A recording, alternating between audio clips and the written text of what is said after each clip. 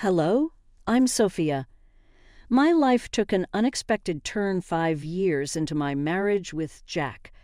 We seemed like your typical couple. I was a teacher, and he worked as a manager at an energy company. Overall, life was relatively ordinary, straightforward. Then his dad passed away, leaving his mom, Grace, all alone in their family house. It was then that Jack dropped the bombshell.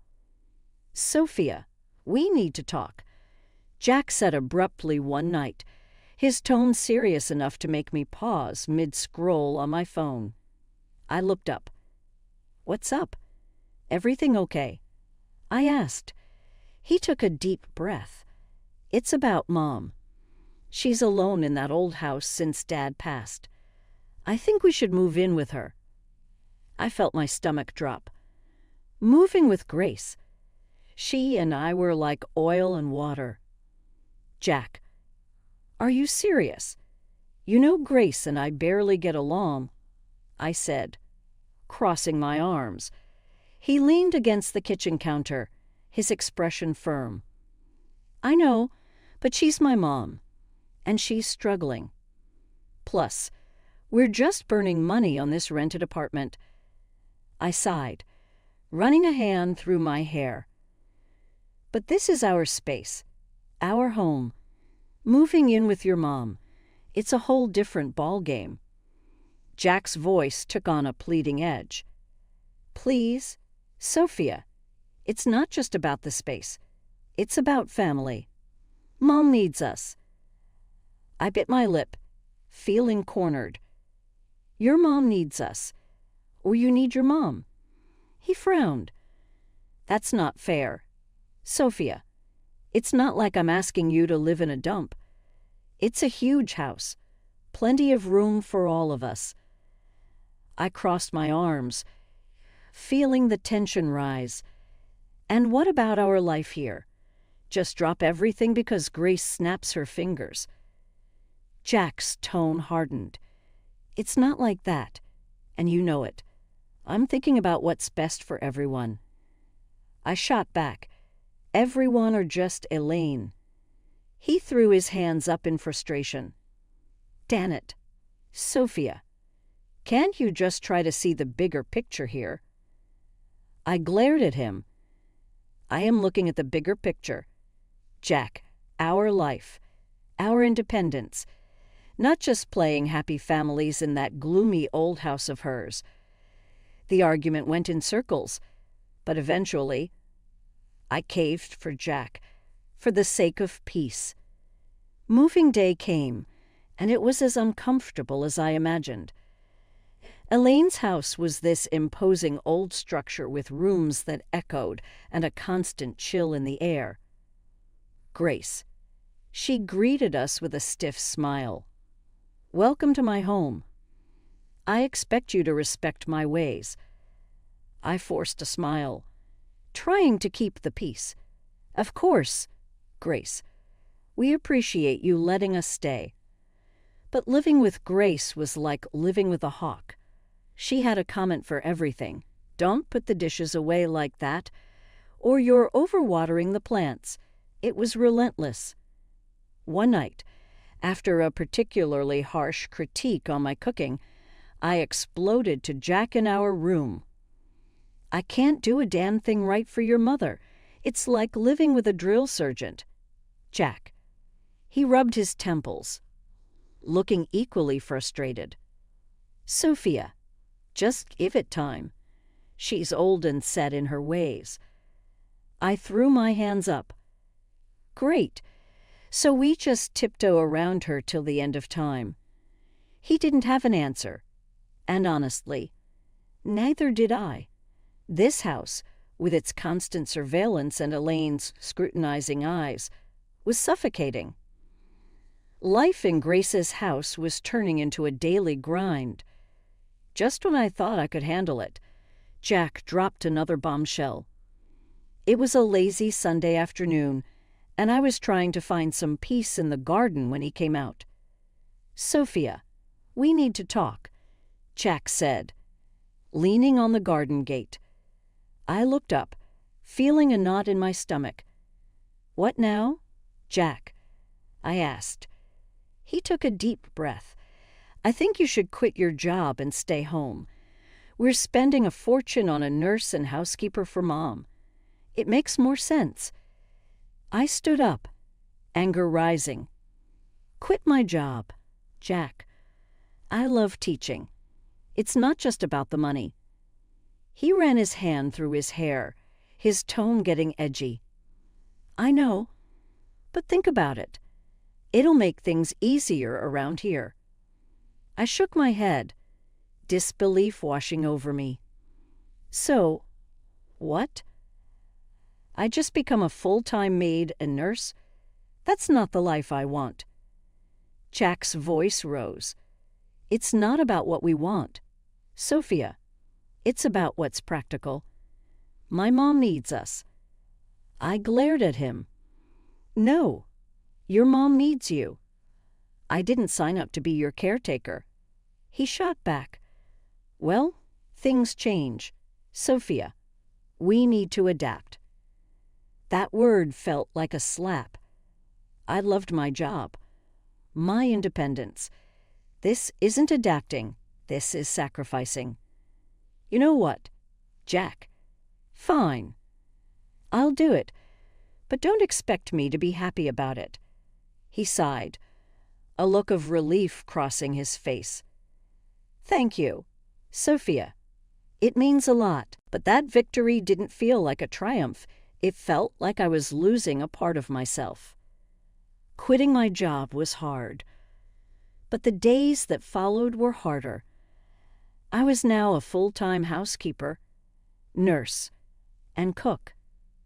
Grace, as always, had her 2 cents to add about everything. "Those curtains need a wash," she'd say, or "the soup is too salty." It was endless. One day, I snapped. "Grace, can you just stop? I'm doing my best here." She looked taken aback. "Well, I'm sorry if I have standards, Sophia." I threw the iron down, my voice shaking with frustration. "I'm not your servant, Elaine. I'm your son's wife. I'm here trying to help, and all you do is criticize me." There was a moment of tense silence, and then Elaine's expression softened slightly. I know you're trying, Sophia. I'm just used to things a certain way." I sighed, feeling the tension drain out of me. "I know, Elaine, but I'm not you. I have my way of doing things." From that day on, things were slightly better. Grace toned down her criticisms, and I tried to accommodate her quirks. It was a fragile truce, but it was better than the constant battles. As time dragged on in Elaine's house, the atmosphere grew tenser, almost suffocating. Jack's behavior became increasingly distant and elusive. He was always late from work, and when he was home, he might as well have been invisible, retreating to the spare room like it was his sanctuary. One evening, unable to bear the silence and distance anymore, I cornered him in the kitchen. "Jack, what's going on with you? You're hardly here. And when you are, it's like you're not even my husband anymore." He avoided eye contact, stirring his coffee absent-mindedly. "Work's a nightmare right now, Sophia. Just piles of stress." I leaned back against the counter, my arms folded. "I get stressed, Jack. But this feels like you're shutting me out. You're here, but you're not really here." He exhaled heavily, his gaze still fixed on his coffee. "I don't know what you want me to say, Sophia. I'm just really tied up with stuff." I wanted to believe him, to understand, but something inside me screamed that there was more to it than he was letting on. That suspicion proved correct when Jack's sister, Isa, made it her mission to add to the tension. Each visit from her was a trial. She'd look around the house with a sneer and quip, "Still stuck in this old dump. Huh." I usually bit my tongue. But one day, her taunts hit a nerve. "Not all of us have the luxury to mooch off others. Isa," I shot back. She just cackled, her voice grating on my nerves. "Oh, look at you playing the martyr in a haunted house. Pathetic." I clenched my jaw, holding back a barrage of words.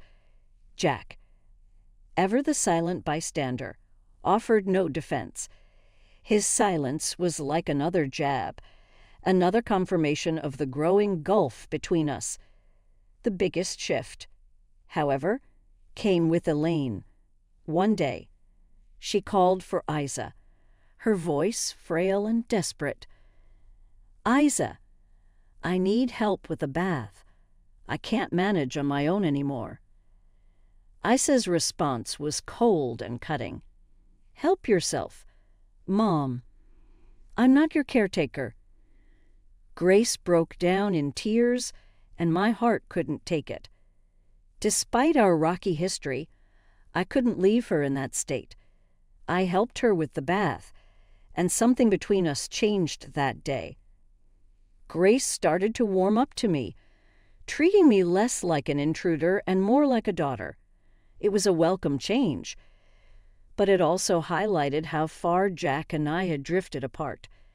The house felt colder, emptier despite Elaine's newfound warmth towards me. The walls seemed to echo with the growing silence between Jack and me, a chasm that seemed to widen with each passing day. The chill in our home grew colder each day. Jack's late nights at work became a norm, and our conversations turned into mere whispers of their former selves. It was during one of these fleeting interactions that Jack dropped a new piece of news that would add to the growing pile of secrets and lies. "Sophia, I got an apartment near work," he said nonchalantly, as if he were talking about the weather. I almost dropped the dish I was cleaning. "An apartment. Why on earth would you need that?" He leaned against the doorframe, avoiding my gaze. "It's just practical. Sophia. Saves me the commute, especially with the late nights." I felt a surge of anger and confusion. "And you just decided this without talking to me? What are we, roommates now?" He shrugged, his indifference cutting deep. "I thought you'd be happy. Less stress about me coming home late." I shook my head, disbelief coloring my tone. "Happy. Jack, this feels like you're living a double life. What's next? You'll tell me you have a second family." He sighed, rubbing his forehead. "Don't be dramatic. Sophia, it's not like that." I wanted to push further, to break through his nonchalant facade, but I knew it was futile. The conversation ended there, as did many of our conversations those days. The true shock came a few days later in a candid conversation with Grace. We were in the living room, sharing a rare moment of calm when she suddenly said, "You know, Jack didn't buy that apartment with his money." I looked at her puzzled. "What do you mean?" She hesitated, then continued, "He used my savings. He said it was an investment. He even put it in my name." I felt my heart sink. "He'd been using your money, and you're okay with this?" Grace shrugged, a sad look in her eyes. I couldn't say no. "He's my son, but I thought you should know." I was speechless. Jack's secret apartment was one thing, but using his mother's savings and under the guise of an investment, it felt like the man I married was slipping away, replaced by the stranger with secrets and lies. A few days later, I confronted Jack about it. "Jack, why didn't you tell me the apartment was bought with your mom's money?" He was unapologetic, almost defiant. I knew she was planning something, but I didn't realize it was this extensive. He said calmly. Jack crossed his arms, frustration evident in his stance. This is ridiculous. Mom, Sophia can't just come in here and start making decisions about the house without consulting us. Grace placed a hand on Jack's shoulder, her touch gentle. Jack, dear, Sophia's just trying to help. The house could use some sprucing up. Jack shook his head, exasperated. It's not about that. Mom, it's about her taking over, thinking she knows what's best for everyone. I bristled at his accusation. I'm not trying to take over.